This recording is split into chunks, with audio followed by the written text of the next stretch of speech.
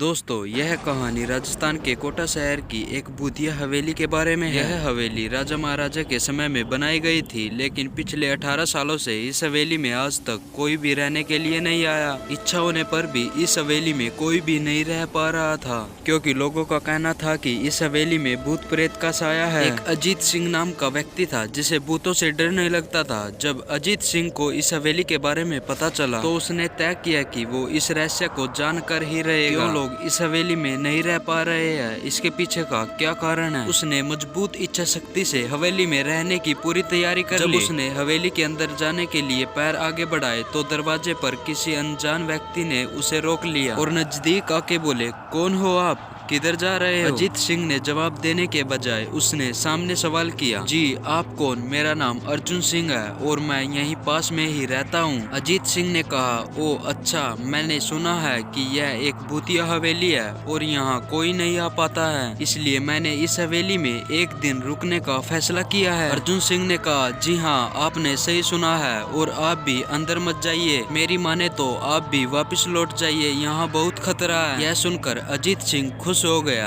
जैसे उन्हें कोई लॉटरी लग गई हो। अर्जुन ने उसकी खुशी को देखकर बोला, आप क्यों खुश हो रहे हो? आपको तो भूत का नाम सुनकर डर लगना चाहिए। शायद आपको पता नहीं होगा कि मैं भूत प्रेत में काफी दिलचस्पी रखता हूँ। अगर इस हवेली में भूत है तो मैं अंदर जरूर जाऊंगा और सारी सच्चाई का पता भी लगाऊंगा। इतना कहकर अजीत सिंह उस हवेली में चले गए। अंदर जाके अजीत ने अपनी बैग को साइड में रखा और हवेली के चारों ओर देखने लगा। सारे रूम भी चेक कर लिए। थोड़ी देर बाद दूसरा बल्ब चालू बंद होने लगा, फिर तो हवेली की सारे लाइट चालू बंद होने लगी। यह सब देखकर अजीत अपनी जगह खड़ा हो गया और संपूर्ण सचेत हो गया। अचानक उसके सामने एक छोटा टेबल हवा में उड़ने लगा, करीबन 6 फुट हवा में ऊपर जाके गोल गोल घूमने लगा और बाद में अजीत की ओर तेजी से आने लगा। अजीत ने तुरंत ही अपनी जगह बदल दी और दूसरी ओर चला गया और वह टेबल वही जाके गिरा जहाँ अजीत खड़ा था। अजीत कुछ समझ पाता उतने में सोफे की सीट उसकी ओर आने लगी। वो जल्द खड़ा हो गया और छलांग लगा के दूसरी ओर कूद गया, जिसके कारण सोफा दीवार पर टकराया और अजीत बच गया। अचानक सब कुछ शांत हो गया। अजीत ने चारों ओर ध्यान से देखा और बड़ी आवाज में बोला कि तुम जो भी हो सामने आकर के बात करो। वहीं एक बड़ी परछाई उसके सामने आई। अजीत ने उस परछाई को देखकर बोला कि कौन हो तुम और क्यों मुझे मारना चाहती हो? परछाई बोली कि तुम्हारी भूल के कारण। अजीत ने कहा, मेरी भूल? मैंने कौन सी भूल कर दी? परछाई अजीत से बोली कि इस हवेली में आने की भूल, मैं किसी को भी इस हवेली में खुश नहीं देख सकती। अजीत ने, लेकिन क्यों?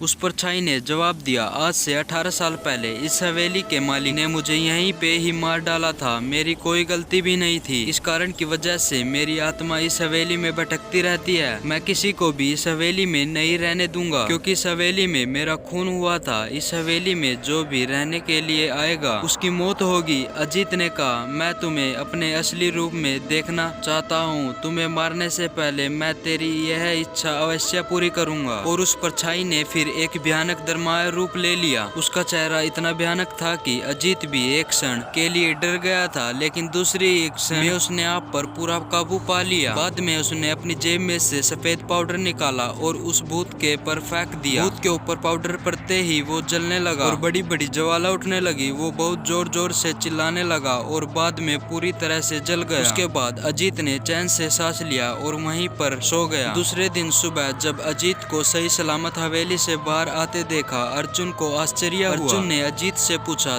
कि तुम कैसे जिंदा हो? जब अजीत ने अर्जुन को कल रात को घटी घटना को पूरी तरह से बताया और वो अभी यह हवेली भूतिया हवेलियां नहीं रही। दोस्तों, आपको यह कहानी राजस्थान के कोटा की भूतिया हवेली कैसी लगी, प्लीज हमें कमेंट करके जरूर बताइए। दोस्तों, यह कहानी सच्ची घटना पर आधारित है या झूठी घटना पर आधारित है, आप हमें कमेंट सेक्शन में अपनी राय के साथ जरूर बताएं। और दोस्तों, आपको इसका सही उत्तर डिस्क्रिप्शन में मिलेगा और अपने दोस्तों के साथ, अपने परिवार के साथ इसे शेयर करना मत भूलना। और दोस्तों, चैनल को सब्सक्राइब करके बेल आइकन को प्रेस कर ले ताकि आने वाली वीडियो का नोटिफिकेशन सबसे पहले आपके पास पहुंचे। Thanks for watching.